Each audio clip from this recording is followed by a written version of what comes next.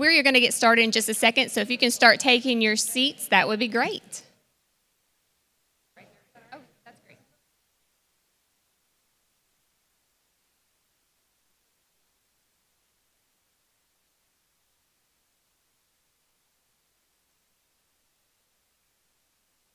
Okay.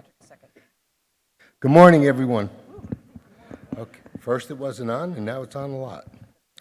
I'd like to welcome you, and as well as all of our members and viewers joining us online. Welcome to the annual meeting of the National Board of the United States Coast Guard Auxiliary. First of all, would everyone please mute your cell phones and any other devices? Thank you. We will begin with the invocation, the presentation of colors, and the recognition of the past Commodores who have crossed the bar since our last meeting. At this time, I would ask everyone to please stand. Captain Jennifer Bowden, 13th Chaplain of the Coast Guard, would you please give us the invocation?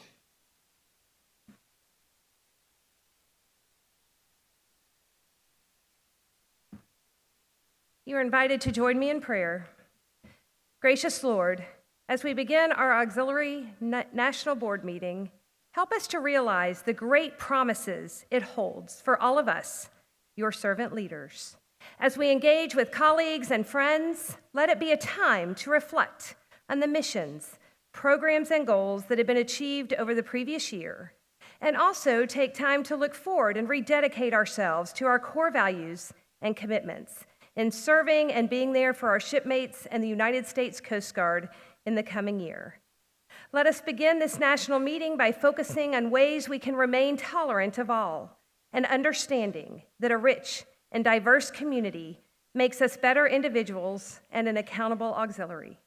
Help us to rededicate ourselves in being the best that we can be, while always realizing that we must remain honest in all that we do. Help us remain dependable, always focused on achieving well that which we have set forth to accomplish. And help us continue to contribute to success and innovation of boating safety and the safety of our nation as we work together in service to others. Keep our auxiliary, our active duty brothers and sisters, and their families always in your care as we look to you, our compass and guide. Amen. Amen. The national anthem will be sung by District 7 Auxiliarist, Mr. Bill Gears.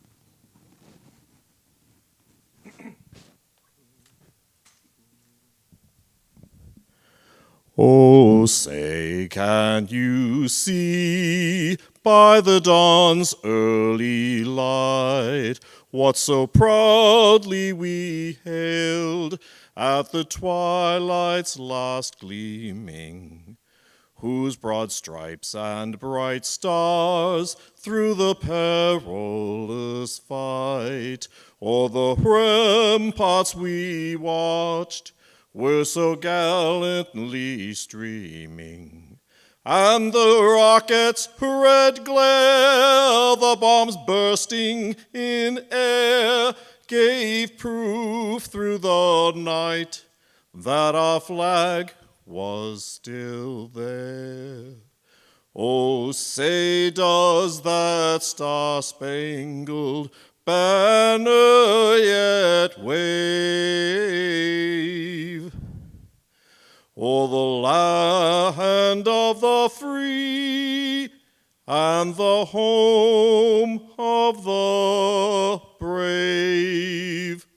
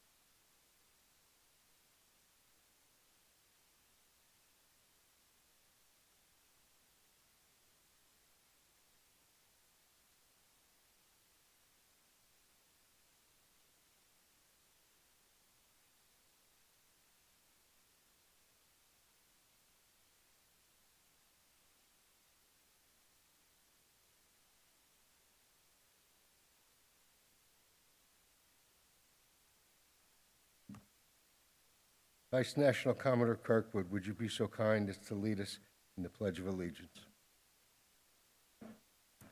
Ready, begin. I pledge allegiance to the flag of the United States of America, to the republic which stands, one nation, under God, indivisible, with liberty and justice for all. Thank you. Please be seated.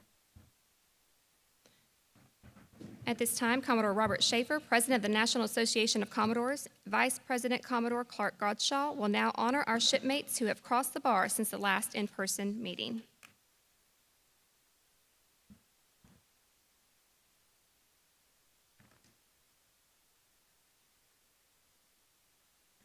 Sunset and evening star, and one clear call for me. And may there be no moaning of the bar when I put out to sea, but such a tide as moving seems asleep, too full for sound and foam, when that which drew me out from the boundless deep turns again home. Twilight and evening bell, and after that the dark. And may there be no sadness of farewell when I embark, for though from out our bourne of time and place the flood may bear me far, I hope to see my pilot face to face when I've crossed the bar. Please stand and remember those Commodores who've crossed the bar, our outstanding auxiliarists, our shipmates, our friends. Eugene Bentley, District Commodore, 5th Northern. Alan Crump, District Commodore, 8th Western Rivers. Charles Geiger, District Commodore, 11th South. Alan Knish, District Commodore, 9th Eastern.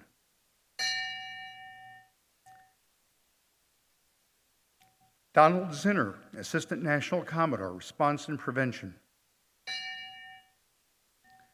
George Berkeley, District Commodore, District 14. Richard Coons, District Commodore, District 13. Douglas Cream, Assistant National Commodore, Chief Counsel. Raymond Gress, Jr., District Commodore, 9th Eastern. Gary Gumatautow, District Commodore, District 14. Warren McAdams, District Commodore, 8th Eastern.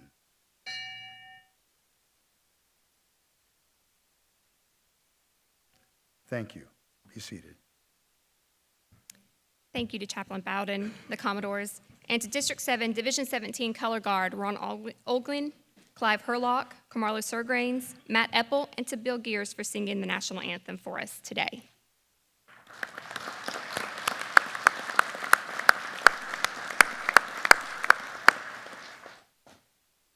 I'd like to welcome everyone to this year's U.S. Coast Guard Auxiliary National Convention here in sunny Orlando, Florida. I'd like to thank all of the local members who made this opening ceremony so special. Our theme for this year's convention is Proud Traditions and Worthy Missions. So far this week, we've taken care of some administrative and national staff work needed to keep us on course as we execute our national strategy plan. Today, we will elect our senior leaders who will serve for 2 years, beginning 1 November. We will also have the opportunity to hear from senior Coast Guard leaders. Some of our partners, both international and domestic, will speak to us as well. A special luncheon will be arranged to honor our international guests as well as the National Association of Commodores. Tonight, we will enjoy our patriotic-themed banquet and member appreciation. Tomorrow evening, we will continue the festivities with a Commodore's banquet, and we will also have a second part of the National Board meeting. The guest speaker for our banquet tomorrow night will be the 27th Commandant of the United States Coast Guard, Admiral Linda L. Fagan.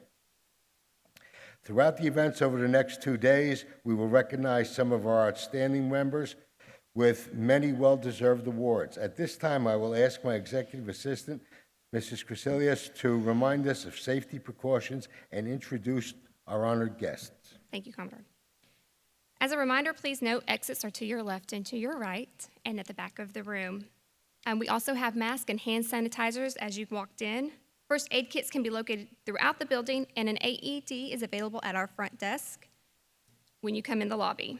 Now, at this time, it is my pleasure to introduce the head table. Please hold your applause until everyone is introduced. First, we have our National Commodore guest for motto. To his right, joining us tomorrow will be Vice Admiral Peter Gautier, Deputy Commandant of Operations. To his right, Commodore Linda Merriman, Deputy National Commodore, Information Technology and Planning and Performance. Continuing to her right, Commodore Patrick Ferry, Deputy National Commodore, Atlantic Area West and Mission Support. To his right, the Chief Director of Auxiliary, Captain Brett Schmadicke. On Commodore Formado's left, Vice National Commodore Mary Kirkwood. To her left, we have Rear Admiral Wayne Arguin, Assistant Commandant for Prevention Policy. To his left, we have Commodore Alan Fred, Deputy National Commodore, Atlantic Area East and Recreational Boating Safety. To his left, we have Rear Admiral Douglas Schofield, Commander District 7. And then to his left, we have immediate past National Commodore Alex Molesky. Our distinguished Coast Guard guests include Captain Jennifer Bowden, 13th Chaplain of the Coast Guard, Captain Warren Judge, Trayson Cape May, and Master Chief Petty Officer Martinowski, Command Master Chief. At a special table befitting their positions, we have our past National Commodores. Commodore Henry G. Pratt, 20th National Commodore, Commodore Nicholas Kerrigan, 29th National Commodore, Commodore James E. Vass, 30th National Commodore, Commodore Richard Washburn, 33rd National Commodore, and Commodore Larry King, 34th National Commodore. Our Assistant National Commodores, Assistant National Commodore Force Comm, Todd Monis, Assistant National Commodore Response and Prevention, Rick Saunders, Assistant National Commodore Recreational Boating Safety, Robert Lauer, Assistant National Commodore Performance and Student Programs, Peter Jensen, Deputy National Commodore Diversity and Inclusion, Tom Badford, Assistant National Commodore Information Technology, Susan Davies, Assistant National Commodore Administrative Service, Richard Milchek, Deputy National Commodore Finance, Donna Miller, Assistant National Commodore Chief Counsel, Bruce Kelton, President National Association of Commodores, Bob Schaefer. From Coast Guard Mutual Assistance Program, we have Master Chief Petty Officer Jason Wong, U.S. Coast Guard retired. Representing the United States Power Squadron, Americans Boating Club, Chief Commander Ralph Bernard.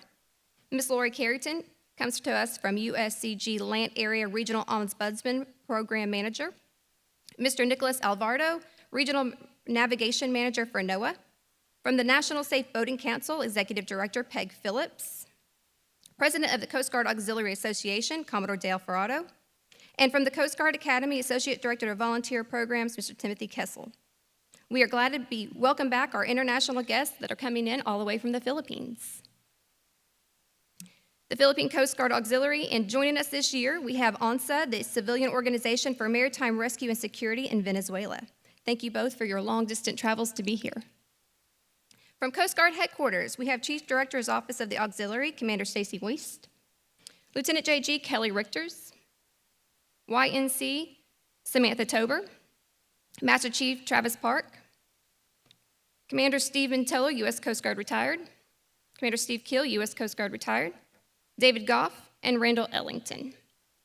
Also, a big thank you to our DIROCS commanders and OTOs who have joined us today. Thank you all. Ladies and gentlemen, let's give everybody a big round of applause.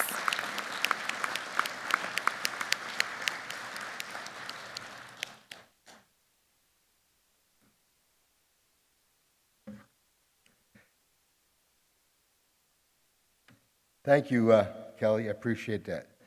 Your attendance is greatly appreciated, and I hope you will find these proceedings interesting. If you need assistance while you are here, the following national staff are here to assist. My aides, Kelly Cresilius, Iris Colbert, and Bob Fabridge. Conference administrators and coordinators, Bob and Dee Hendrickson, unfortunately, due to health issues, could not be joining us today or this week, but Tom Butler, Patrick Malone are here. I want to shout out to our audio-visual expert, Patrick Brown, My conference staff, Commodore Gary Barth, Sue Kendall, Sean Hart, Carl Hans, James Parker, Paul Derry, Robin Priestley, Kevin Redden, Mark Hardigan, and Juwan Beek. Again, I thank each and every one of you. Kelly, would you please have our District 7 Commodore come forward? Yes, sir. Our host district is District 7. We have Commodore John Holmes to give you a welcoming statement. You can do absolutely. Good morning, everyone. It's my pleasure as the District 7 Commodore to formally welcome you to our national conference. Central Florida has had the privilege of hosting this conference for many, many years. And I will tell you that the strongest contributor to our economy is tourism, probably in excess of 300,000 jobs within a 10-mile radius. So I can't thank you enough on behalf of not only the residents, but the entire community. D7, I'm extremely proud of it. If D7 was a work of art, it would be truly a masterpiece. We go from the beautiful beaches of the Virgin Islands all the way through the mountains of Puerto Rico, the rainforest, to the Outer Banks of the Carolinas. I can't think of any more culturally diverse community filled with a variety of languages. So I'm extremely proud of representing D7, and most importantly, the 4,000, almost 4,000 members, our largest district in the Coast Guard Auxiliary, who serve the Coast Guard and the auxiliary community every day. I'm going to digress just for a minute. How many members here today, by a show of hands, also are members of D7 but serve on national staff? Take a look around, folks. Wow. So to the directors of those directorates, I must say the following.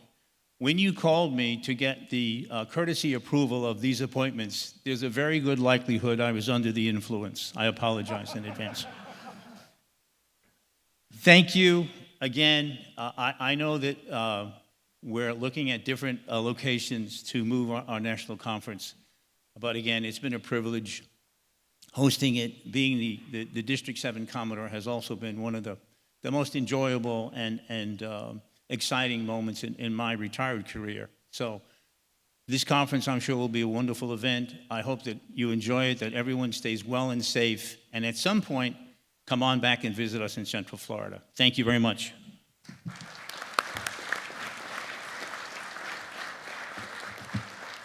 Thank you, Commodore Holmes.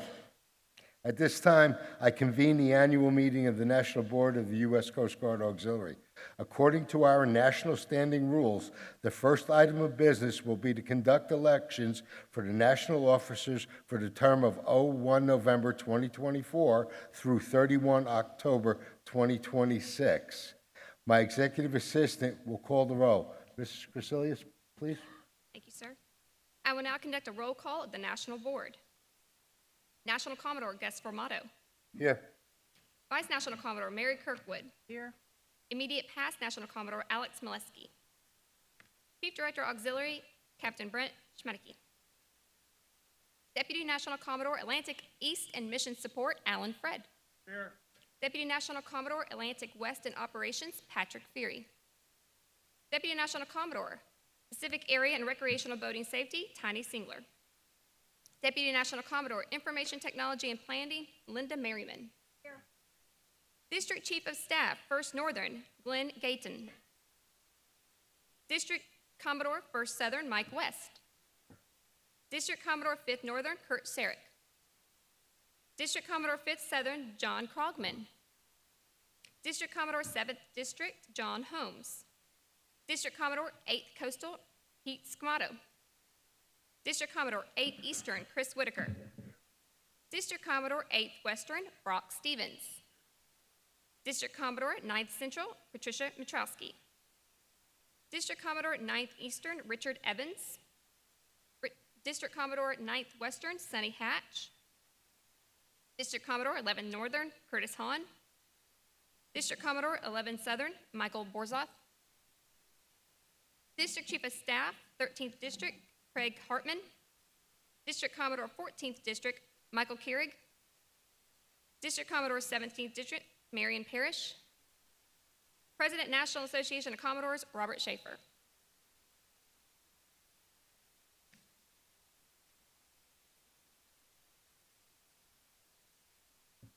NACO Chief Counsel Bruce Kelton. Do we have a quorum? We now turn to the important task of electing our national officers who will serve from 1st of November 2024 through 31 October 2026. All candidates have been certified by the Chief Director as eligible to run for their respective offices. The Tally Committee is comprised of past National Commodore Washburn, past National Commodore Pratt, past National Commodore Kerrigan, all of which who are present but not eligible to vote. Commodore Kerrigan will be the chair. Commodore Kelton, would you please discuss the voting guidelines?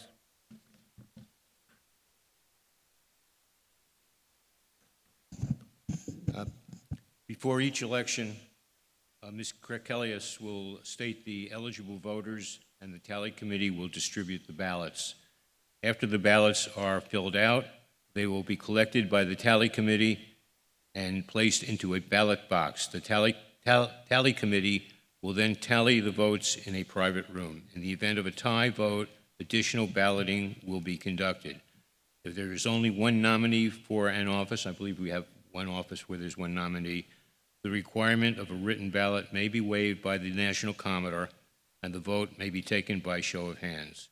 A majority vote, over 50%, is required to elect a candidate. Thank you. Thank you, Commodore. On July 17, 2024, I sent to all members of the National Board by email a letter nominating the candidates for office as indicated. They are in alphabetical order. For National Commodore, Commodore Mary Kirkwood. For Vice National Commodore, we've, this morning, Vice National Commodore and myself received official word from two of our members withdrawing their intention to run. So Commodore Wally Smith will not be running, and Commodore Chris Whitaker will also not be running for their respective offices. So for Vice National Commodore, we have Commodore Patrick Ferry. For Deputy National Commodore Atlantic East, we have John Krogman, DCO 5 Southern, Kurt Sarak, DCO 5 Northern.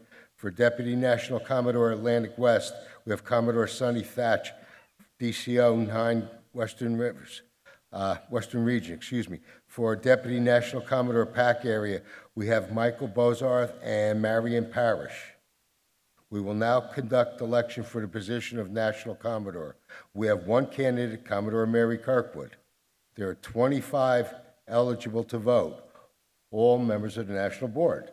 Since there is only one nominee, I waive the requirement for a written ballot and call for a show of hands for all eligible voters in favor of Commodore Mary Kirkwood. Please raise your hand.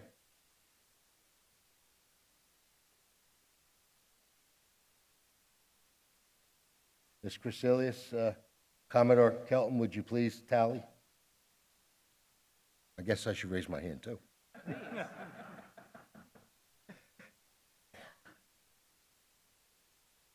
You know, considering this time last year we were all home, this is kind of new to me. You happy I didn't send anybody packing? Yes. I know it.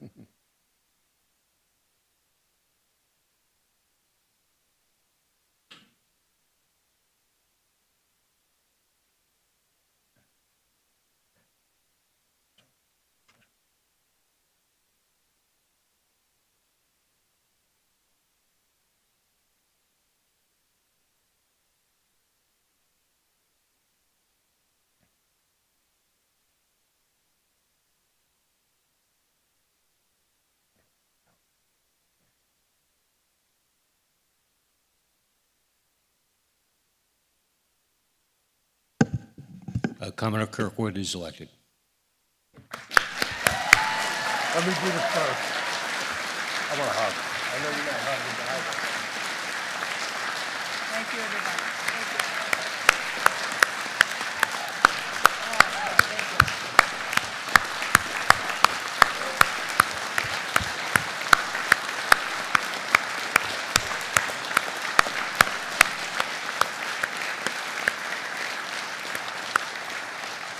Thank you, everybody.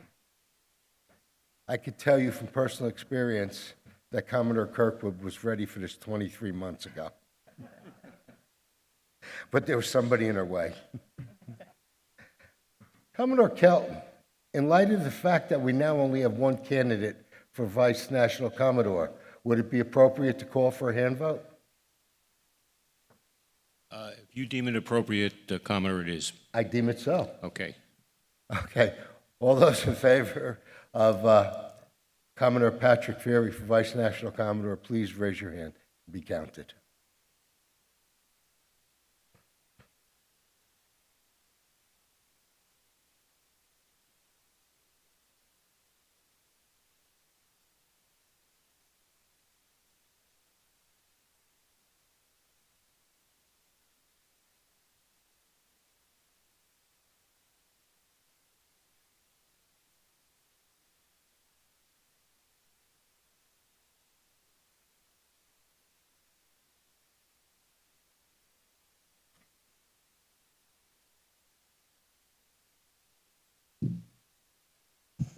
Commodore Ferry is elected.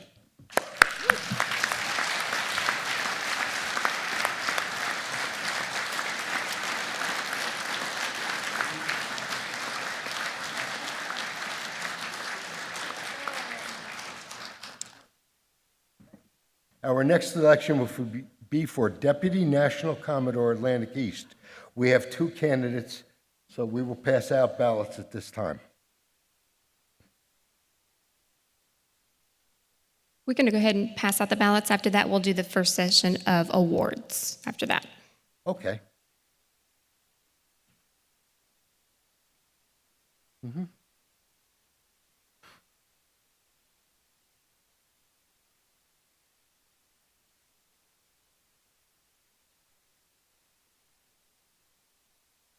We are actually going to do those awards now, sir, if we can really quick while he grabs the ballots for those. Absolutely. Okay, thank you. All right, at this time, Commander, call you up. And we, at the podium, have down here below the Admirals, Schofield and Arguin, and the Captain, Schmadicke, and Commodore Formato. Do you mind to come down to present some awards for us? Session 1A, come on over.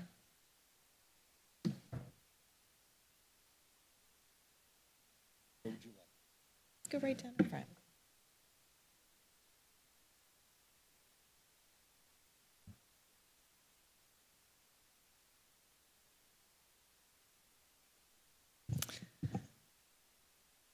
The Auxiliary Meritorious Service Medal is awarded to auxiliaries who have contributed exceptional meritorious service to the Coast Guard and the Coast Guard Auxiliary. The following awards are signed by Rear Admiral Wayne Arguin, Assistant Commandant for Prevention Policy. Auxiliarist William Ballard, please come forward. Auxiliarist Ballard is being recognized for his performance of duty as Deputy Director of User Support and Services, where his outstanding programmatic guidance helped organize and complete several key projects for the Auxiliary's Information Technology Support Team. Auxiliarist Ballard's exceptional language skills fostered development of a multilingual cadre of instructors for the Information Systems AUX Data 2 course. Auxiliarist Ballard also provided astute administrative oversight and a comprehensive review of all operational auxiliarist and auxiliary leadership development courses that ensured accurate and relevant content. Thank you, Auxiliarist Ballard.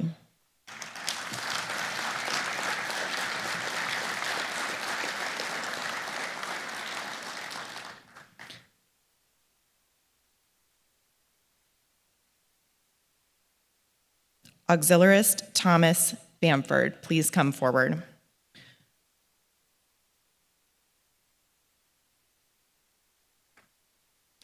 Auxiliarist Bamford is being recognized for his performance of duty as Division Chief for Diversity Administration and as Deputy Assistant National Commodore for Diversity and Inclusion, where he hosted the Diversity Directorate's renowned national town hall sessions attended by more than 4,300 participants, and which covered a wide variety of topics, including morale versus performance, recruiting and retention tools, inclusion development opportunities for a total workforce, and specialized training sessions for the National Commodore's 3-Star Award for Diversity and Inclusion Excellence Program.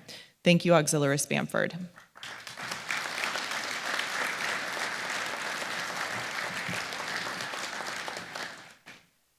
Auxiliarist Teresa Barth, please come forward. Auxiliarist Barth is being recognized for her performance of duty while serving as the Executive Assistant to the National Commodore and National Commodore Senior Advisor for Administration, where she ensured that all communications and programmatic coordination among National Executive Committee members and Coast Guard Headquarters staff were handled promptly and professionally. Her meticulous planning skills were instrumental to the auxiliary's successful navigation of many challenges, as she effectively served as the auxiliary's ambassador of goodwill when coordinating activities with all Coast Guard officials and boating safety partners.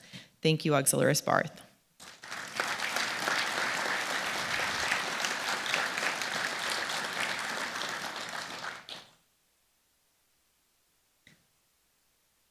Auxiliarist Amanda Constant, please come forward.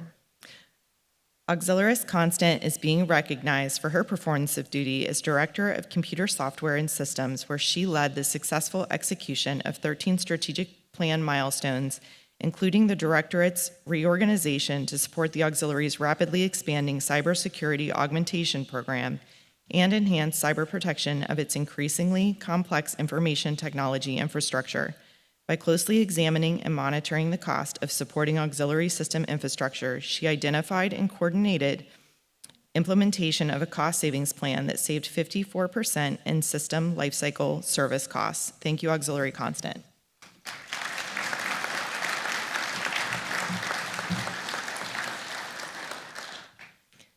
Commodore Susan Davies, please come forward.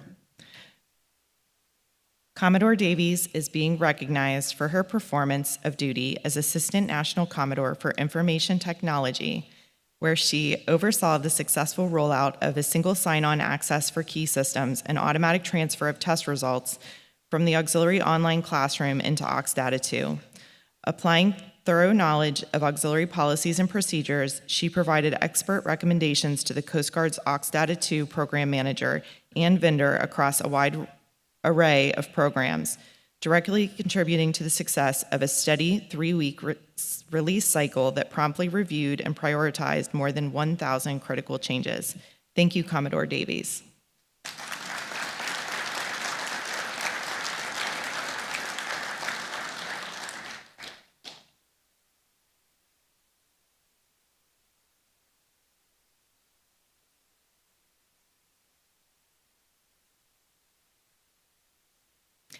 Auxiliarist Barry Denton, please come forward. Auxiliarist Denton is being recognized for his performance of duty as Director of Public Affairs, where he supervised the revision and updates of 3 performance qualification standards and study guides for all public affairs certifications and implemented a comprehensive rubric scoring system for associated oral boards. He also conceptualized and implemented the marketing and branding focus group, which developed the new auxiliary slogan, Proud Traditions, Worthy Missions, which led the auxiliary's rebranding campaign. Thank you, Auxiliarist Denton.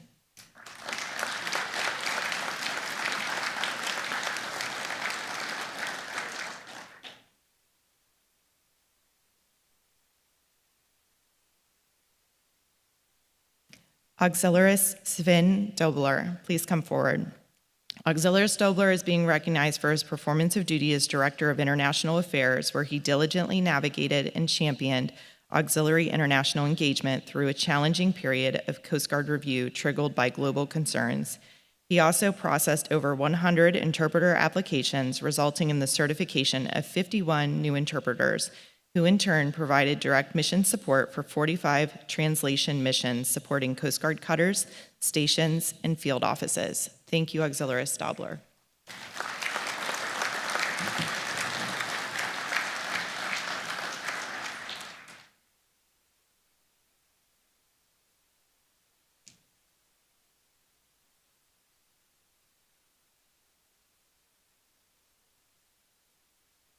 All right, thank you, Commander, for reading those. And thank you, Admirals, Captain, y'all are good to go. Thank you. Commodore?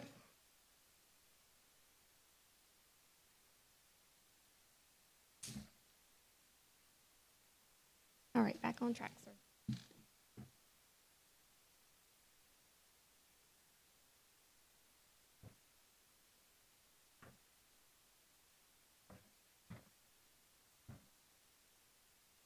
Okay, at this time, could we issue ballots to all those eligible to vote?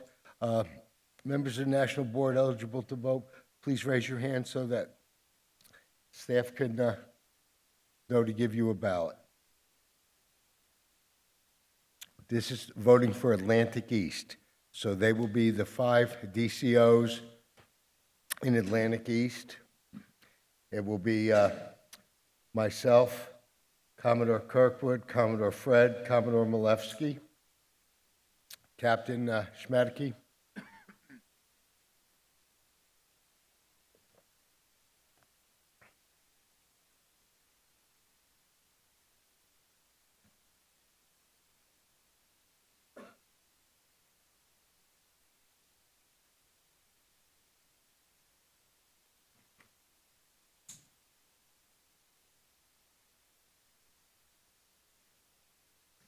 Thanks, Nick. Yeah.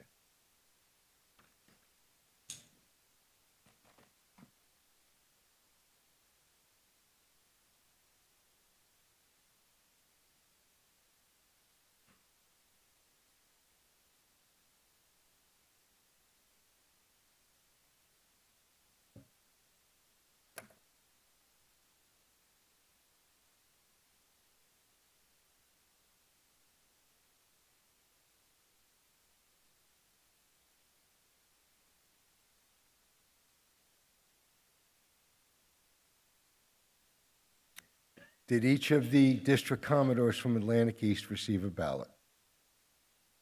Okay.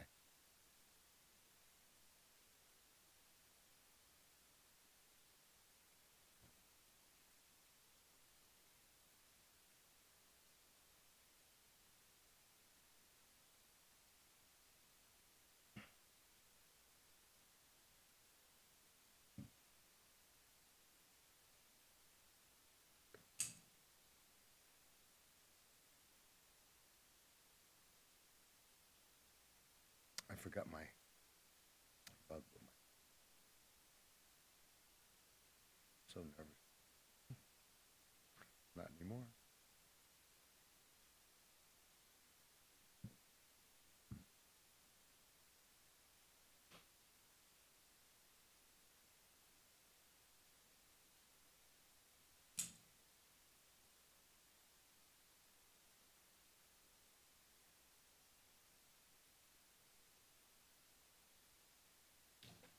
All right, while they are tallying those votes, we're going to go ahead and begin with award session B, 1B. So if you're part of that group and received an email, if you'll come over to the staging area, and then I will ask the Commodore, the Captain, and the Admirals to come back to the front.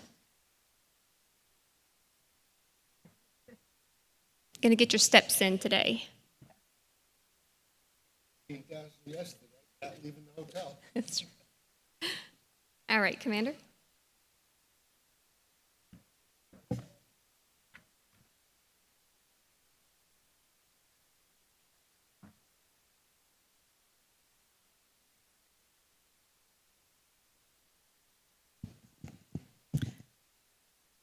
So we're going to continue with Auxiliary Meritorious Service Medal recipients. First up is Commodore David Elliott. Please come forward. Commodore Elliott is being recognized for his performance of duty as Deputy Assistant National Commodore for Force Readiness Command, where his unparalleled dedication and exemplary leadership positioned the auxiliary to provide significant improved support to Coast Guard missions. He also spearheaded development of an attractive new welcome aboard notice to new auxiliary enrollees that facilitated their rapid yet comfortable transition into auxiliary service. Thank you, Commodore Elliott.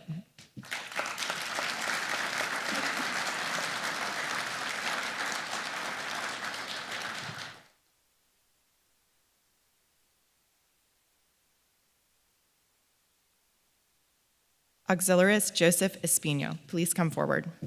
Auxiliarist Espino is being recognized for his performance of duty as Deputy Director of Cybersecurity, where he created the auxiliary's national cybersecurity organization from the ground up as he concurrently built the auxiliary cybersecurity program.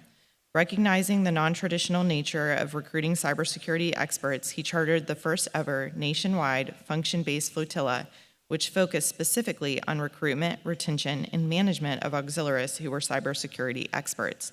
Thank you, Auxiliaris Espino.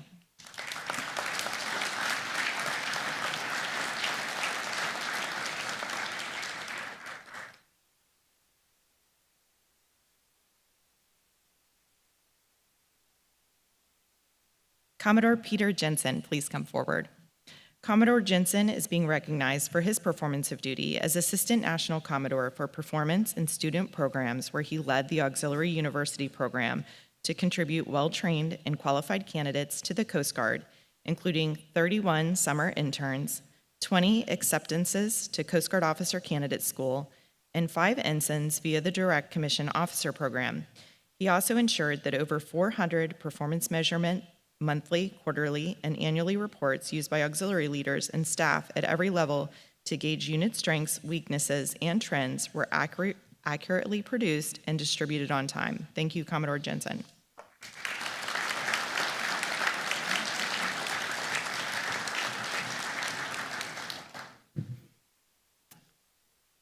Commodore Bruce Kelton, is he here, or should I be in the back?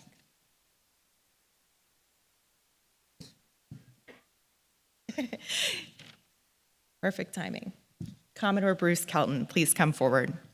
Commodore Kelton is being recognized for his performance of duty as Deputy Chief Counsel, where he served as Acting Chief Counsel and Parliamentarian during the 2023 National Conference, in which he skillfully facilitated the National Board meeting and led in-person training sessions of the Auxiliary's 16 district legal officers.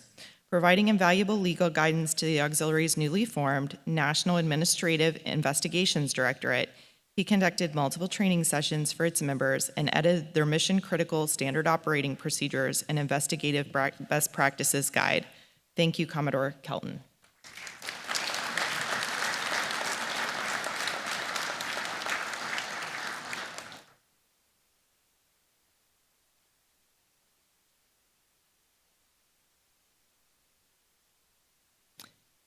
Commodore Robert Lauer, please come forward. Commodore Lauer is being recognized for his performance of duty as Assistant National Commodore for Recreational Boating Safety, where he managed the Auxiliary's National Public Education, Recreational Boating Safety Outreach, and Vessel Examinations and Program Visitations Directorate, and ensured auxiliaries remained abreast of programs and materials that kept the recreational boating public safe and informed. He also secured a $105,000 grant to procure stickers and whistles that helped increase the effectiveness of the Auxiliary Paddlecraft Program outreach efforts. Thank you, Commodore Lauer.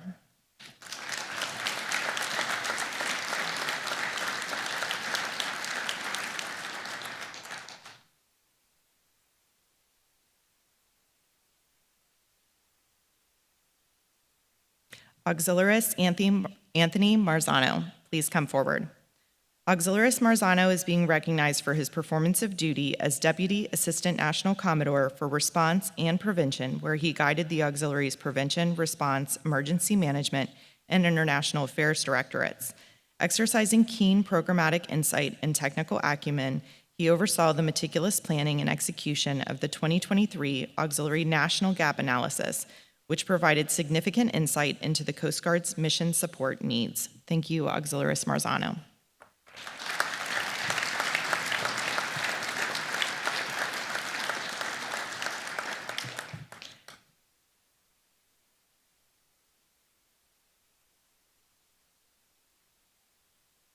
Commodore Richard Milichek, please come forward.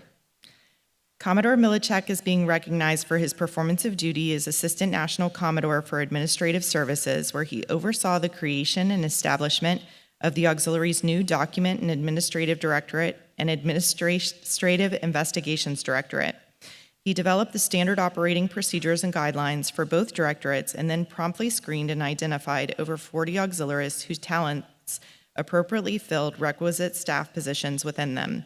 He also skillfully established a unique working relationship with Coast Guard investigative services that yielded unprecedented augmentation of CGIS offices. Thank you, Commodore Milichek.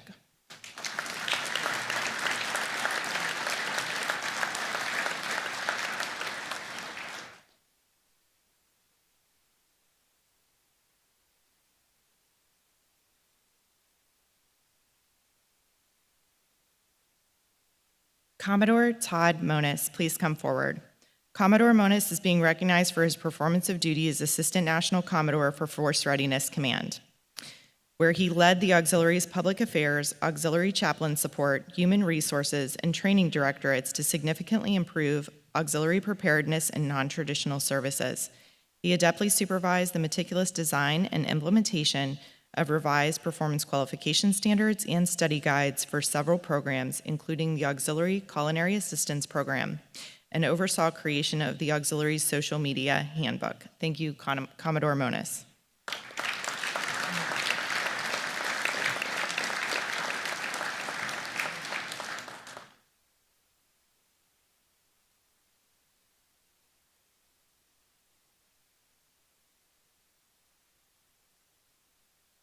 Auxiliarist Farron Petties, please come forward.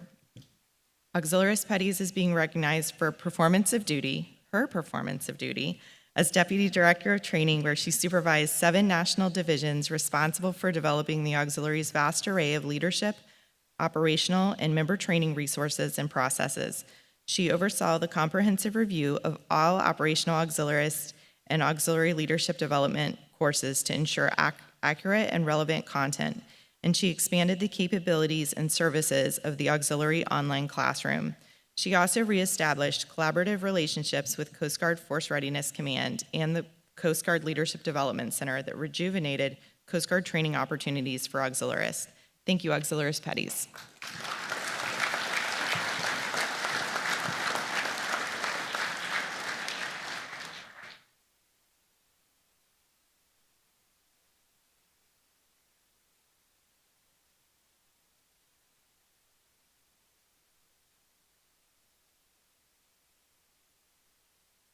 I'm sorry, to everyone in the front, you can take your seats.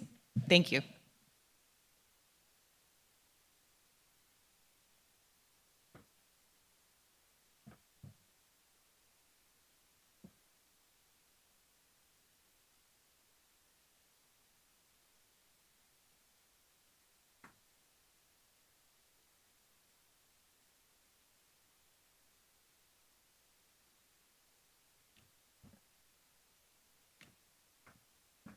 Commodore Kelton has advised me that we do have an election for Deputy National Commodore Atlantic East. The next Deputy National Commodore will be Commodore John Krogman.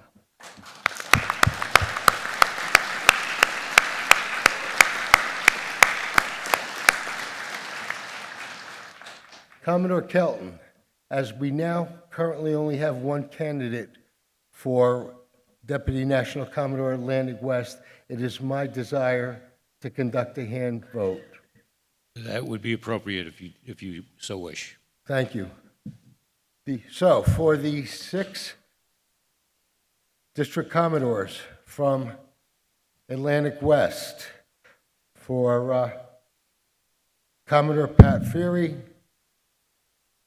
Immediate Past National Commodore Alex Malevsky, Commodore Mary Kirkwood, Captain Schmadeke, and myself, all those in favor for Commodore Sonny Thatch, please raise your hand. Remember, only those Commodores from Atlantic West. There are 6 Commodores from Atlantic West.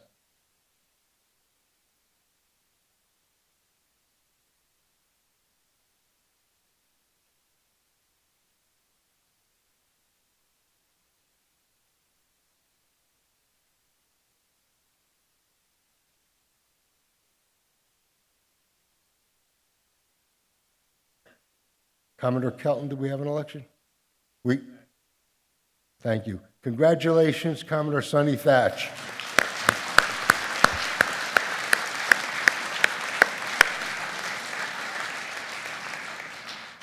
Moving along, we have 2 candidates for the PAC area for Deputy National Commodore, Commodore Michael Bozard and Commodore Marion Parrish.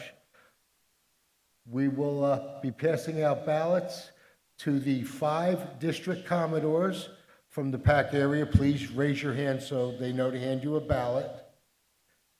Captain Schmedeke, Commodore Singler, Commodore Malevsky, Commodore Kirkwood, and myself.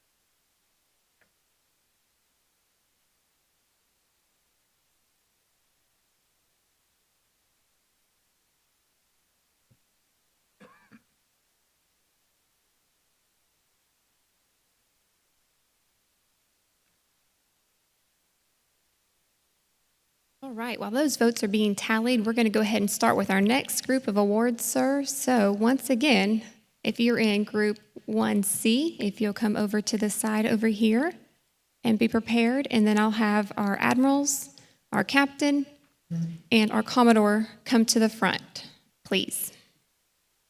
Commander?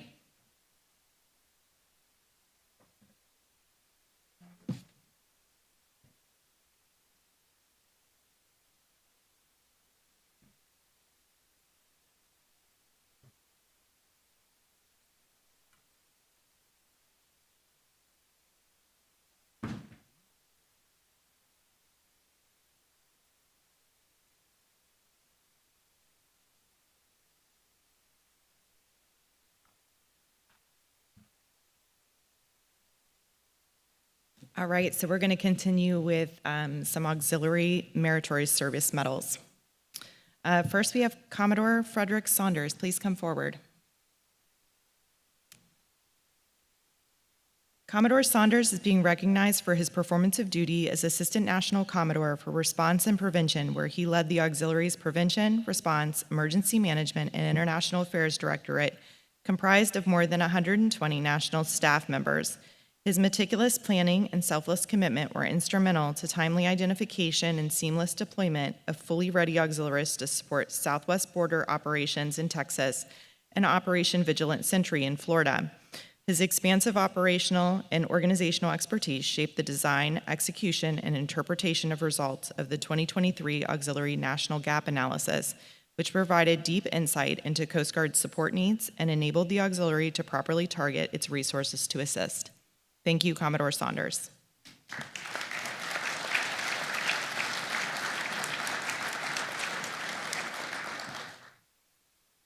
Auxiliarist Lee Zimmerman, please come forward. Auxiliarist Zimmerman is being recognized for his performance of duty as Director of Human Resources, where he reestablished the Auxiliary and Coast Guard Recruiting Command partnership by revising the Auxiliary Coast Guard recruiting standard operating procedures and streamlining qualification processes for supporting Coast Guard recruiting offices. His close collaboration with the Chaplain of the Coast Guard yielded an increase in auxiliary chaplain certifications from 45 to more than 100. Through similar engagement with the Coast Guard Health, Safety, and Work-Life Service Center, he increased the core of auxiliary medical professionals and their associated deployments to Coast Guard units and clinics. Thank you, Auxiliarist Zimmerman.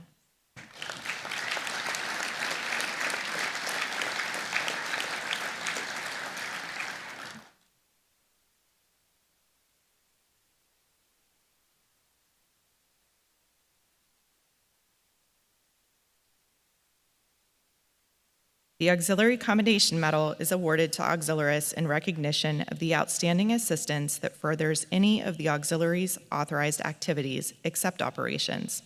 The following awards were all signed by former Chief Director of Auxiliary, Captain Troy P. Glendy. Auxiliaris Carlos Arenas, please come forward. Auxiliaris Arenas is being recognized for his performance of duty as Deputy Director, Computer Software and Systems, where he led efforts in website cybersecurity as well as training and implementation for newly developed user tools.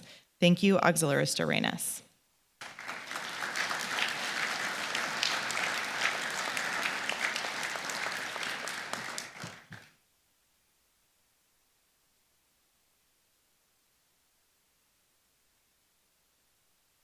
Auxiliaris Jennifer Austin, please come forward. Auxiliaris Austin is being recognized for their performance of duty as Director, Information Technology User and Support Services, where they led work to correct code in Oxdata 2 database and implement a more secure and user-friendly help desk software service. Thank you, Auxiliaris Austin.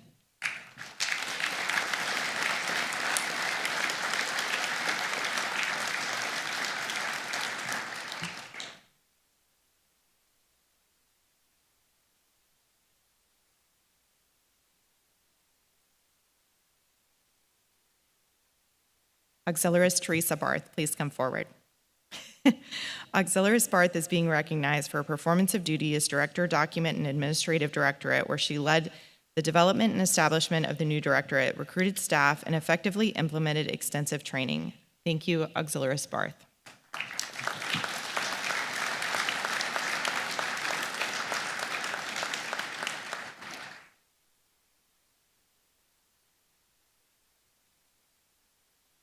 Auxiliaris William Ballard, please come forward. Auxiliaris Ballard is being recognized.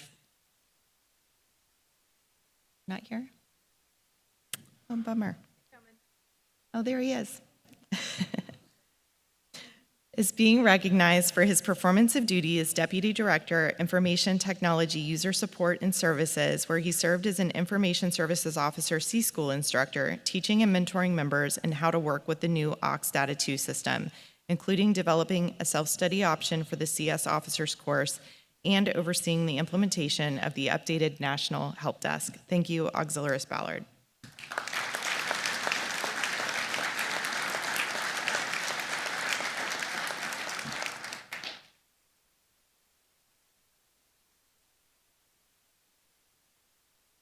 Auxiliaris Robert Brandenstein, please come forward.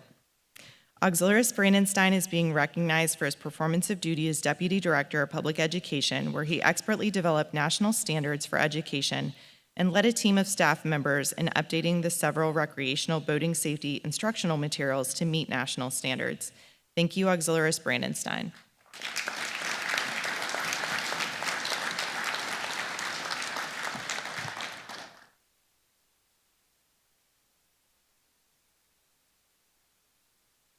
Auxiliaris Kim Cole, please come forward.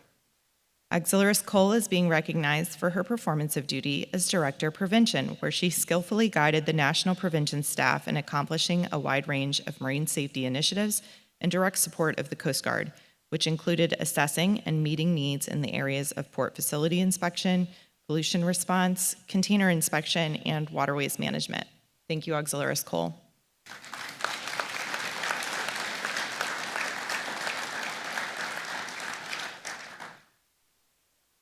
Auxiliaris James Cortez, please come forward. Auxiliaris Cortez is being recognized for his performance of duty as Director Vessel Examination and Partner Visitation, where they exercised oversight of the vessel examination decal planning, printing, approval, and distribution process to increase the effectiveness of the vessel safety check and program visitation programs. Thank you, Auxiliaris Cortez.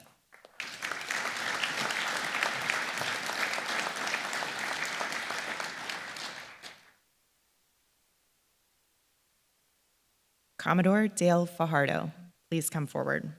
Commodore Fajardo is being recognized for his performance of duty as Division Chief, Coaching and Mentoring, where he spearheaded the Coast Guard Auxiliary Mentor Program Participation Project and drafted the program's standard operating guidelines and procedures in accordance with Coast Guard policies. Thank you, Commodore Fajardo.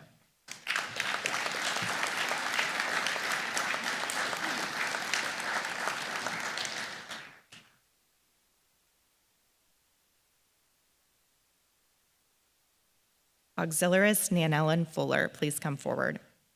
Auxiliarist Fuller is being recognized for her performance of duty as Director, Recreational Boating Safety Outreach, where she initiated the Paddlecraft Safety Initiative and grants to procure safety equipment and educate paddlers, helping the U.S. Indo-Pacific Command in support of international partners in the Pacific Rim, as well as updating the state liaison officer program and policies. Thank you, Auxiliarist Fuller.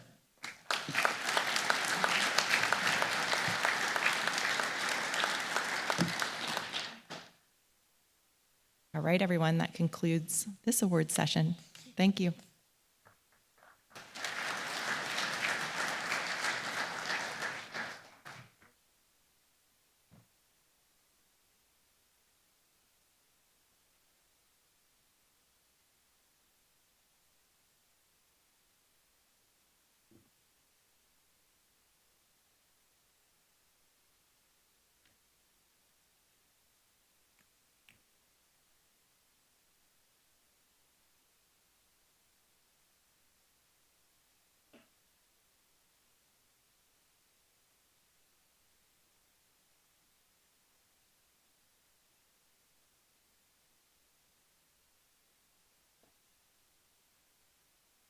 No worries.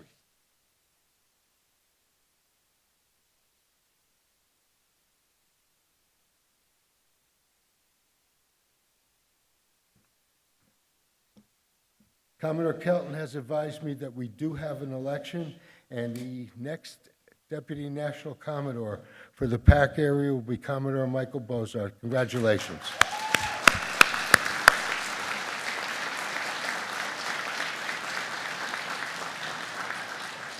Ladies and gentlemen, the national officers for the period of 1 November 2024 through 31 October 2026 are National Commodore Mary Kirkwood, Vice National Commodore Patrick Ferry, Deputy National Commodore Atlantic East John Krogman, Deputy National Commodore Atlantic West Sonny Thatch, Deputy National Commodore PAC Area Michael Bozart. I have been advised by NACO-elect, I have a new name again today, just saying, Kirkwood, that Commodore Linda Merriman will be appointed as Deputy National Commodore for Information Technology and Planning. Please join me in congratulating them.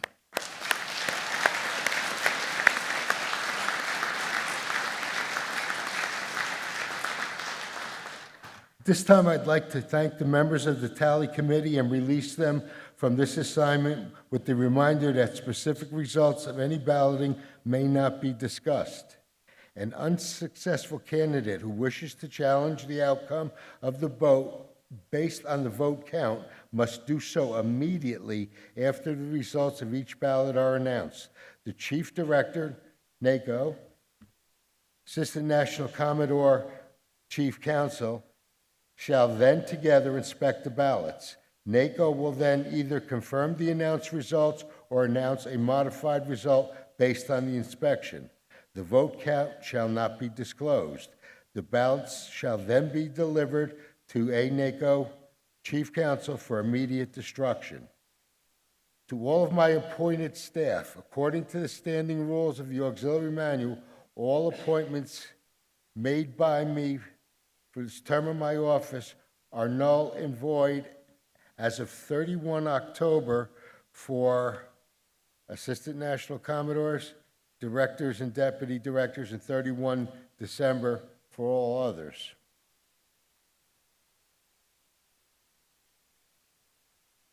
Thank you, sir. Appreciate it, and congratulations to all of those. I am now honored to introduce Rear Admiral Douglas Schofield, Commander of the 7th District. Rear Admiral Schofield serves as Commander of the 7th District, headquartered in Miami, Florida.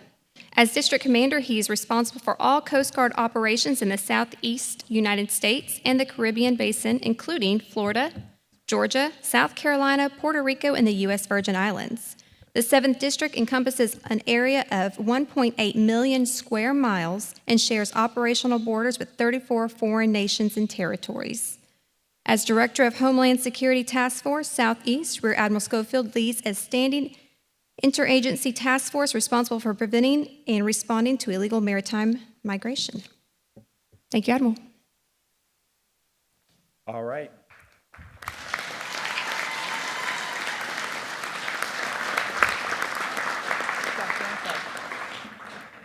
So it is great to be here. Good morning, everyone. Morning.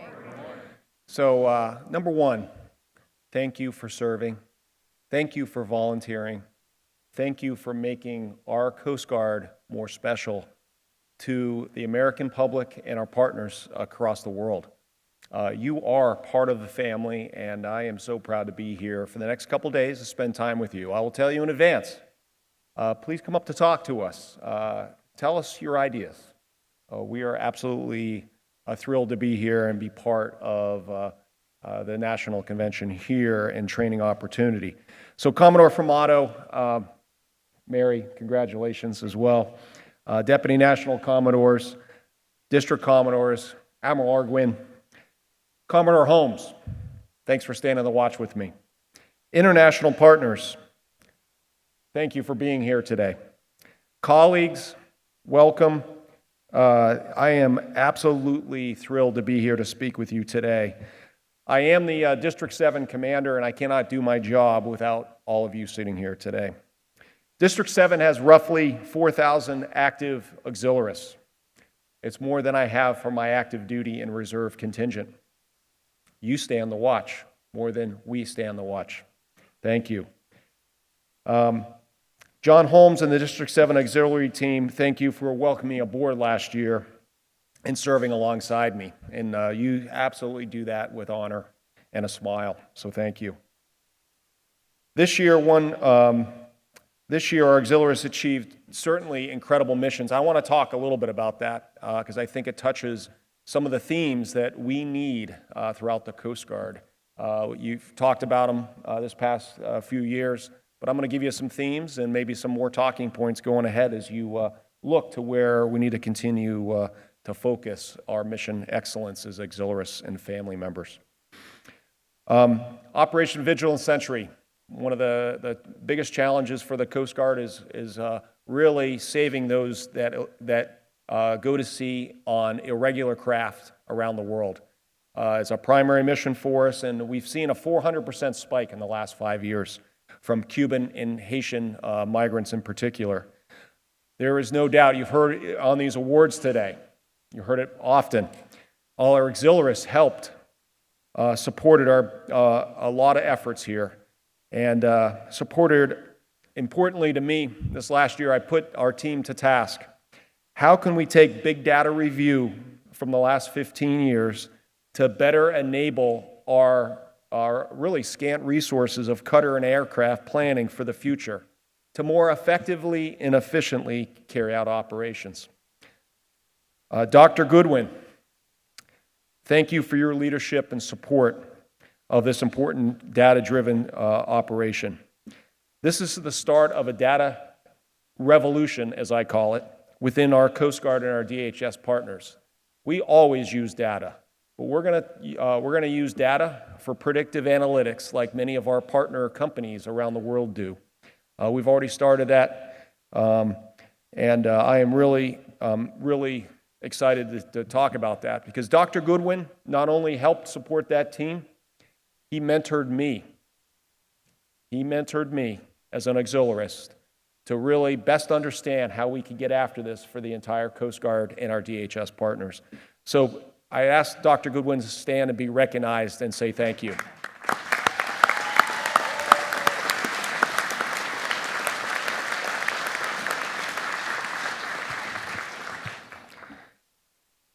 So our auxiliaries also stepped up when the Coast Guard needed them in many other ways. They served as cooks on board cutters during this spike in migration, ensuring our crews were fed and ready to operate. There is no doubt without good food, mission doesn't happen. They took to the sky and served as patrol aircraft commanders, rapidly identifying overloaded and unseaworthy vessels. That is our mission, to save those that are on sea, on overloaded and unsafe craft. They also continue the vital mission to teach and mentor safe boaters, which is really the heart. I know it's the heart of what you do, but it's critical on this safe boating initiative across the nation. It is important to be safe because that empowers our mission excellence and every other mission that we have. That's the core backbone. Is there's commerce on the water, there's recreation on the water, and if they're not doing it safely, we're not having a good day operationally. So thank you, Auxiliary, for really leading that charge and supporting the mariners out there. I also saw, importantly, and Admiral Arguin and I talk about this a lot, all of you have supported us by working new cybersecurity initiatives in the maritime domain. This is helping us safeguard and plan how we can protect our digitally guided marine transportation network. Our children will look back many years from now and thank you, our auxiliaries, for being part of this important oversight of those that are on the water. Importantly, our auxiliary chaplains, yes, our auxiliary chaplains were there when our crews needed them the most. That is the most trying time for us. We know in civilian society, in the military, it's been a tough, challenging time emotionally for many of our crew members. They were vital in those crew, really caring for that mental health and well-being, especially of our junior members. And I will never forget my first day on the job. I'm going in for my change of command. Chaplain Braswell, who's now retired again, certainly standing the watch for many years. He was at Air Station Miami. He was the chaplain overseeing my change of command that day. And so I'm walking in the passageway at the air station, and I see Chaplain Braswell ready to go in his whites, sitting there on a chair like a lonely chaplain. Boy, and I go, what's going on here? This was certainly eye-opening for me. I walked up to our duty crews, and I asked one of the pilots, why was he sitting alone before the ceremony? He responded to me, oh, that's Chaps. He is waiting for this crew to land, and they're about to land about 10 minutes before your ceremony, Admiral. He always checks in with us after a flight to make sure we were okay. Chaplain Braswell is critical to my flight plan. This is the pilot telling me this, and my flight bag. He ensures that we are okay following difficult missions. That's auxiliary service, enabling better operational outcomes for the American public. So let's give a hand to Chaplain Braswell and chaplains.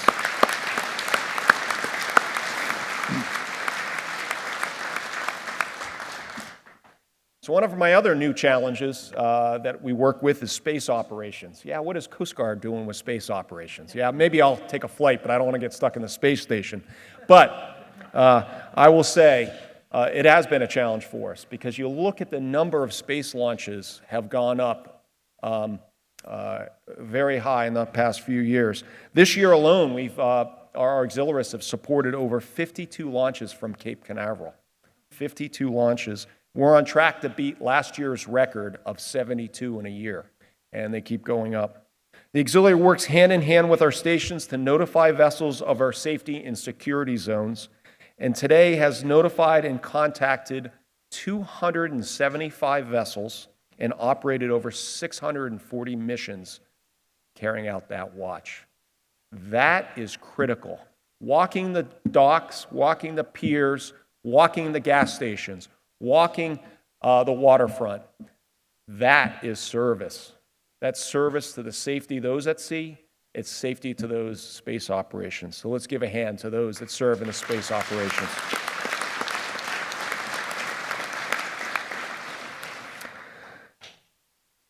So also important is the auxiliaries' active duty and integration, and that's also bread and butter. I've seen that my whole career from the day I was an ensign and seeing our auxiliary stand the import watch with us. Sector Key West was recently awarded the 2023 Auxiliary Integration Award for Applied Innovation. The sector leveraged certified auxiliaries to deploy unmanned aircraft systems, eyes in the sky, that significantly help support migrant interdictions. Search and rescue, pollution response, very critical in the Keys, recreational boating safety, and public affairs missions throughout their area of responsibility. Also, and I'm not sure, and sorry, Natalie, if you are, Natalie, are you here? Natalie Bunting? I don't know if Natalie made it, but we'll see Natalie. I saw her last night, but I am extremely proud of Auxiliarist Natalie Bunting, who was awarded the Auxiliarist of the Year for her commitment to diversity, recruitment, and mission, and cannot wait for her to be honored tomorrow. You're going to hear more about Natalie tomorrow. Her leadership, volunteerism, and engagement across the maritime community sets the standard for all active duty, reserve, and auxiliarists across our nation. So let's give a round to Natalie.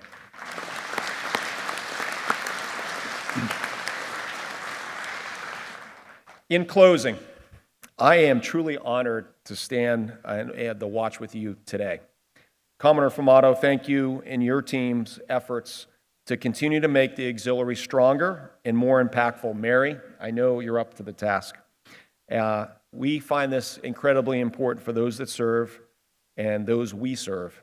I am honored to be here this week. I do, though, challenge all of you to continue to find ways to do operations better. This isn't my ideas, it's your ideas that will shape the future of the Coast Guard. My strategic plan emphasizes 3 pillars of maximizing the brand, enhancing maritime governance, and enabling team modernization. So as professional auxiliarists, where do you see our future on each one of those pillars so we can serve better? What can we do better together in the coming years to secure our maritime environment, to safeguard our natural resources, and to let everyone more safely work and play in the maritime environment? How can you continue to support our recruitment and retention challenges across our Coast Guard? I absolutely appreciate your service, and I see myself as your flag champion in District 7 to make our auxiliary more relevant to operations now and into the future.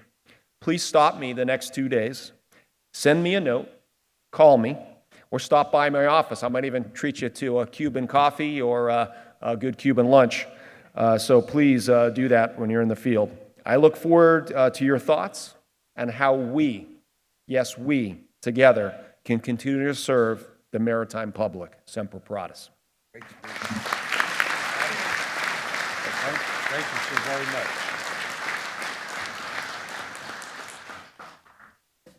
Can I open it, Gus? Sure. All right, we're going to open it. It's not ticking. All right, us.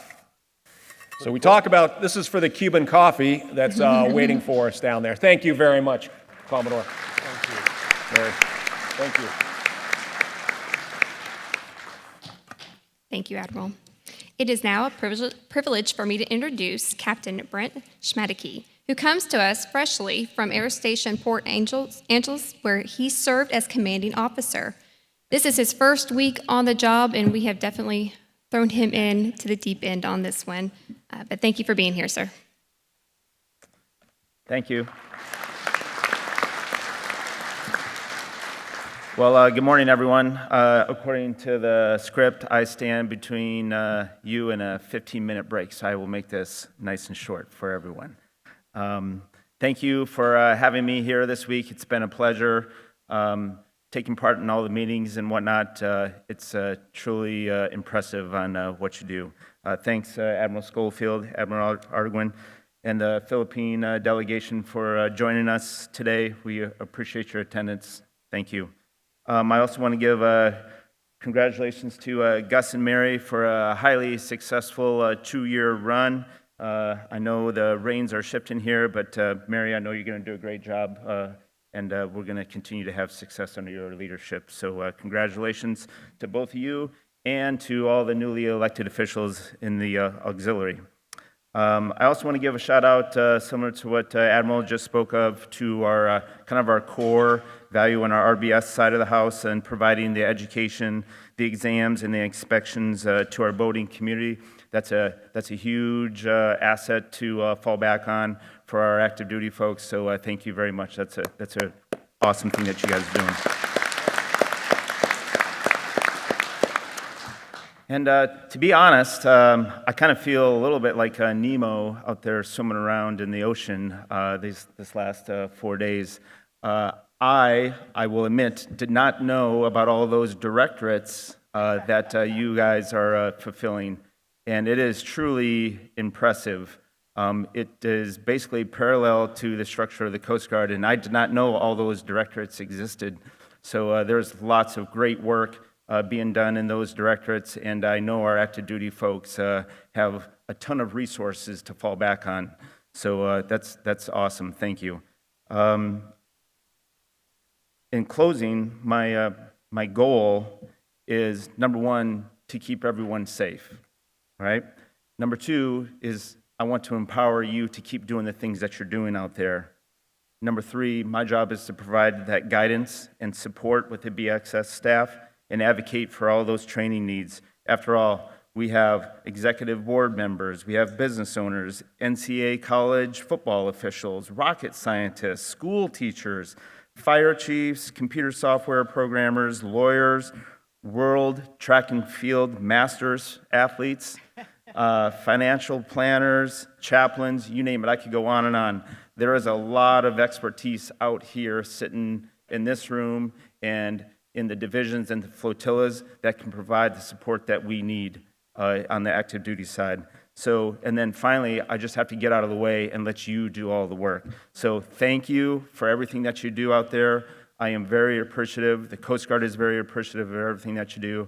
And I'm gonna give you a go Hawkeyes, being an Iowan. So anyway, everyone have a great rest of the week. We look forward to seeing everyone at the banquets, and keep doing what you're doing. Thank you very much. Thank you, Captain.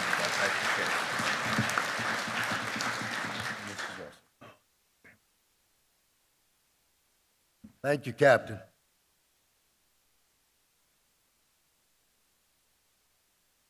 Mrs. Cresilius, would you happen to have any announcements?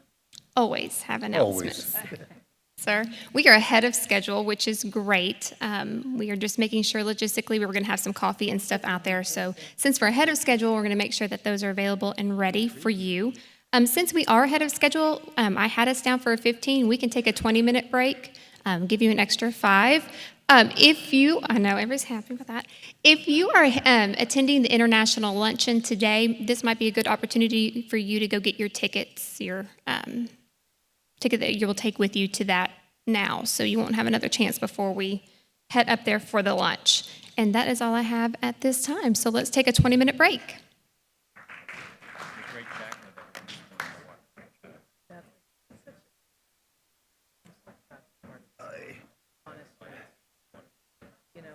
These knees aren't getting any younger.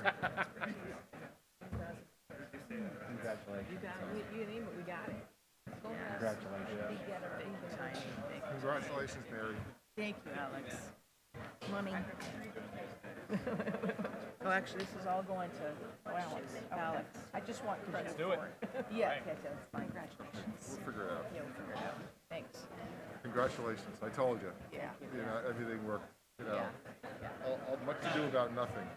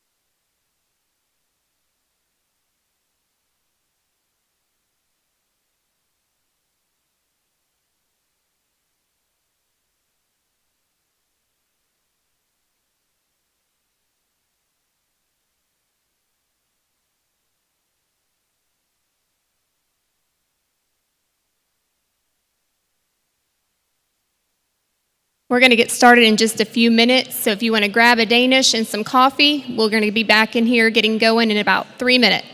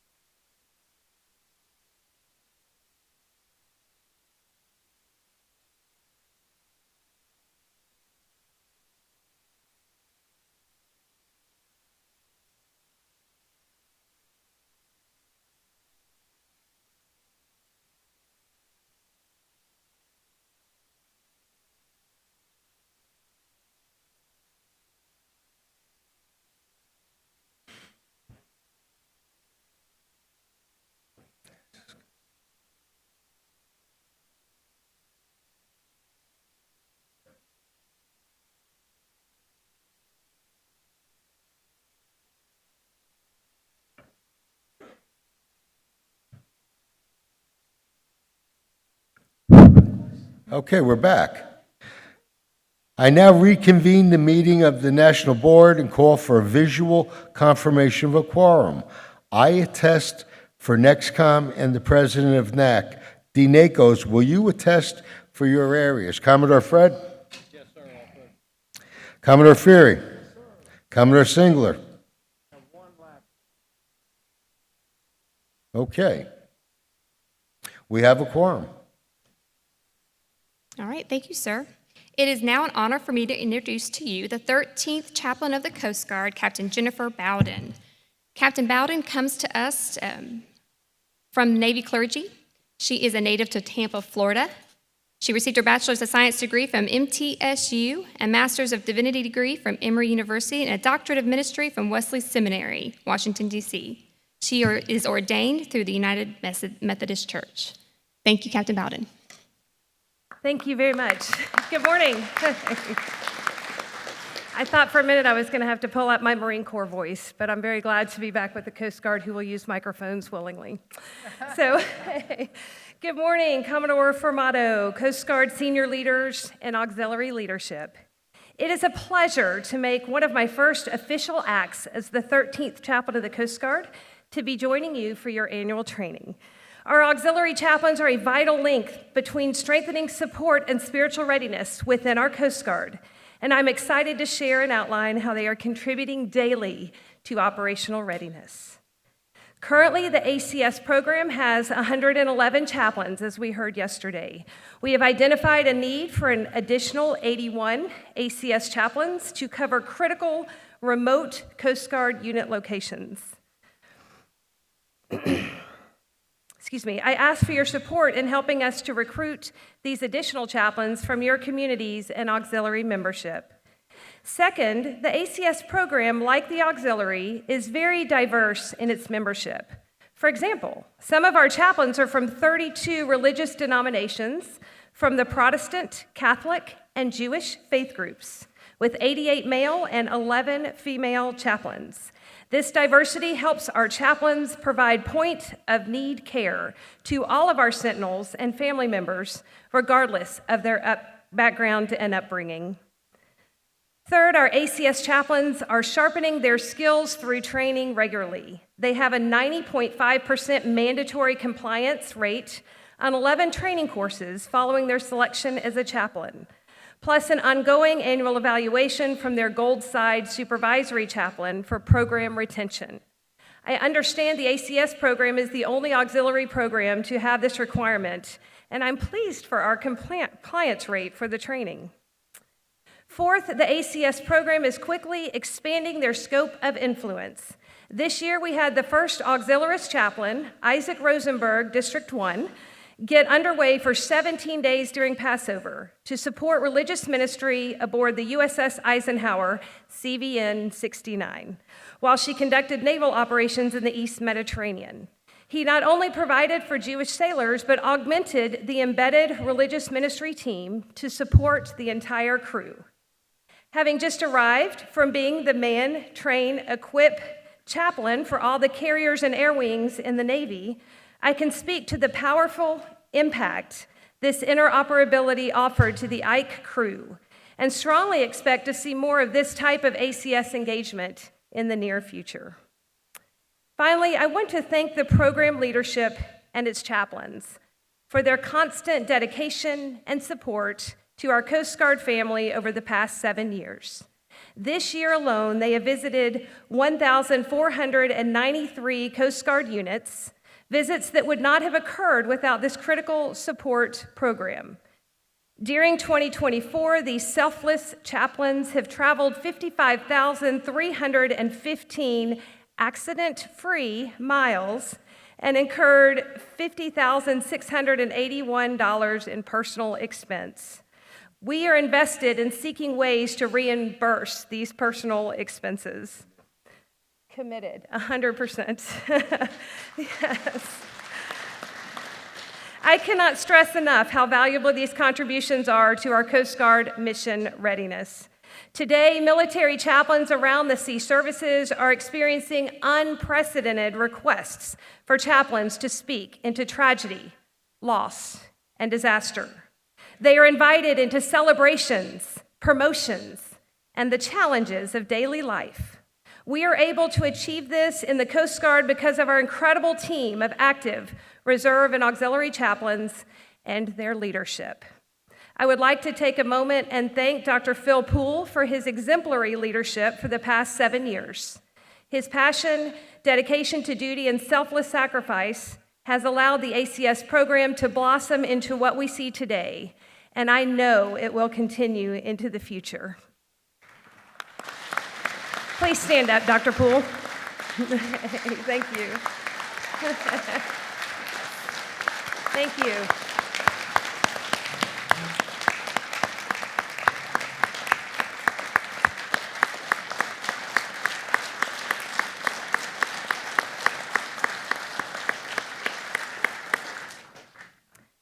After 3 amazing tours with the Coast Guard, many experiences with auxiliary members during disaster response in D8, and quality time with our ACS team, it is great to be back with you today.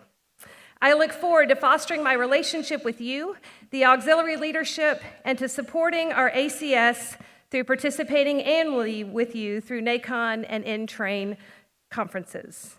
As a small token of my appreciation, I'd like to invite Chaplain Poole to join me as we formally recognize some of our ACS chaplains.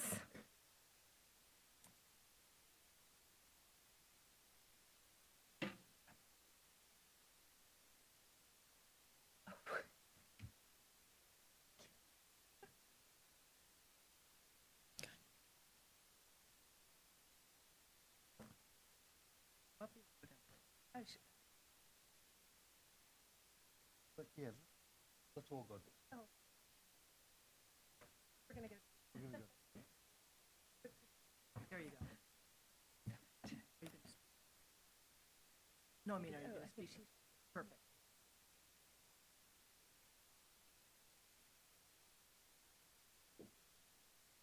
The Commandant of the Coast Guard takes pleasure in presenting the Coast Guard Meritorious Team Commendation to Coast Guard Auxiliary Chaplain Support Branch Chief Team for service as set forth in the following citation. For exemplary meritorious service from November 2022 to August 2024 while serving on the Auxiliary Chaplain Support Branch Chief Team, the team helped ensure for the 7th consecutive year record-setting numbers of chaplain operational support hours to Coast Guard active duty reservists and government civilians and their dependents. By working closely with the chaplain of the Coast Guard, area, districts, sectors, active duty chaplains, and G Directorate leadership, the team ensured unprecedented success in the chaplain recruiting and chaplain ministerial support mission to Coast Guard families. The dedication, pride, and professionalism displayed by the Auxiliary Chaplain Support Chief Team are in keeping with the highest traditions of the United States Coast Guard and the United States Coast Guard Auxiliary. For the Commandant, Jennifer D. Bowden, Captain, U.S. Coast Guard.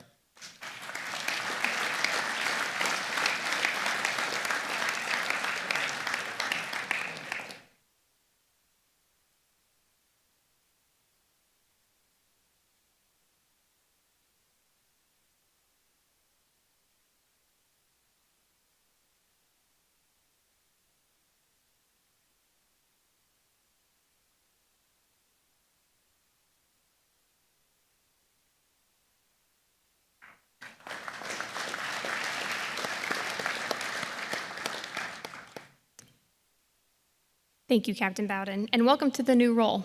Glad to have you. It is now my pleasure to introduce to you, all the way from the Philippines, the Philippine Coast Guard Auxiliary Director of International Affairs, Rear Admiral De La Pena.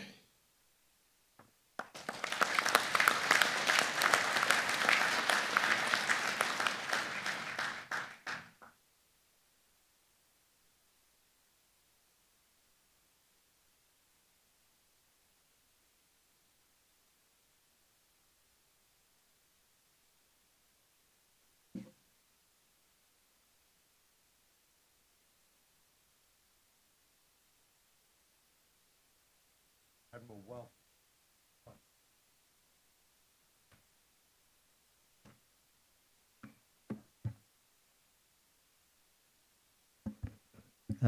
Good morning to everyone. To our National Commodore, Gus Farmato, National Commodore-elect Mary Kirkwood, to Admiral Schofield, the District Commander of District 7, and Admiral Arguin, the Assistant Commandant for Prevention Policy. Thank you very much for inviting us over and keeping us, well aware of how we can improve ourselves. We have with us 19-member delegation from the Philippine Coast Guard Auxiliary.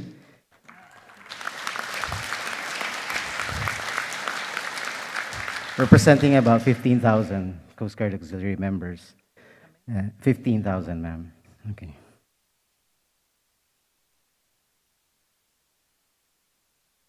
The Philippine Coast Guard Auxiliary was established in February of 1972, and in 2009, by virtue of Republic Act 9993, we were integrated, and by virtue of law, became an organization that has military, paramilitary standards, and under the direct supervision of the Coast Guard Commandant. I'd like to acknowledge the Deputy Chief of the Coast Guard Staff from our active duty, Captain Lejani D. She's representing the Philippine Commandant, Admiral Ronnie Gavan.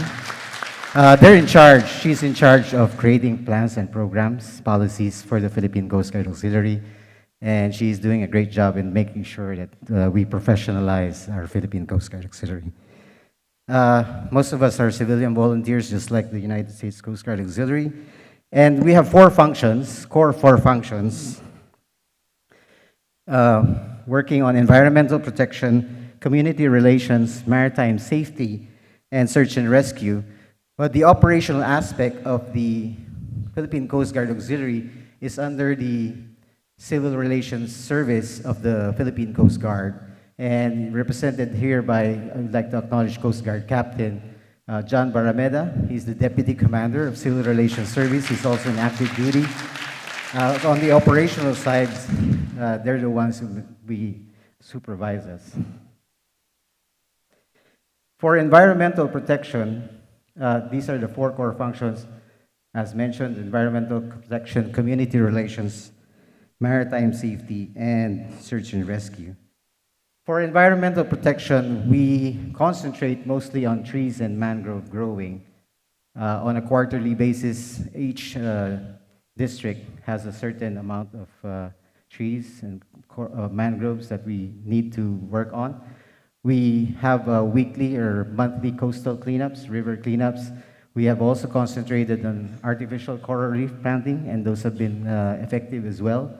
And most recently, we've also worked with oil spill response, using indigenous materials as well.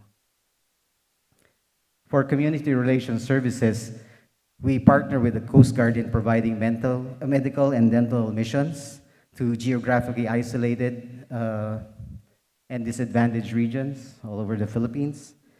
We also work with our blood bank to make sure that we have a supply of blood. So with bloodletting, we have outreach programs that, again, go out to disadvantaged communities, working together with our Philippine Coast Guard counterparts. We've also worked on the youth development, and this is a offshoot of how we're working with the International Affairs Directorate as well.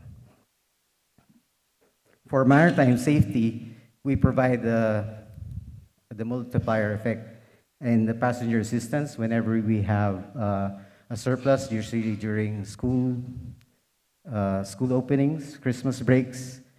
This is when we assist the Philippine Coast Guard in manning passenger assistance centers. We also act as safety marshals, and we provide radio communication.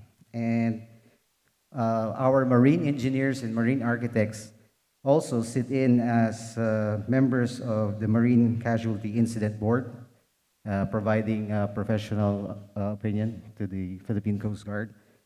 And we also work on maintaining and aids to navigation as well. For search and rescue,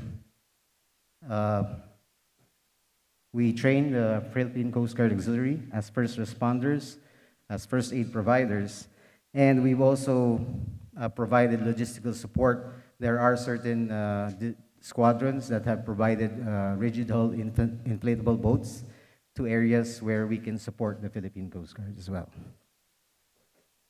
A bulk of what we do, because the Philippines sits in the Ring of Fire and in the Pacific region, so we have 20 typhoons in a year, 4 of which will be Category 4. And then earthquakes and volcanic eruptions are a staple in our country. So the humanitarian assistance and disaster response, this is where the Coast Guard Auxiliary provides the logistical relief packages, food provisions. We organize the youth, our auxiliary, and also build alliances with civic organizations so that we can send these relief supports through the Philippine Coast Guard where we cannot, again, reach out to isolated areas.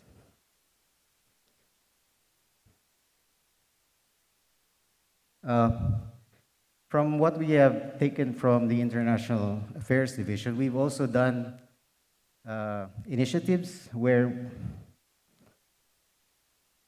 we have provided marine radar reflectors for motorized wooden boats so that they can be seen in the coastal waters of the Philippines. And this has been an initiative of Auxiliary Rear Admiral Edwin Dalagin and his squadron, sir. So we're hoping that this could be a pioneer project that we can do. It helps the locators for the boats.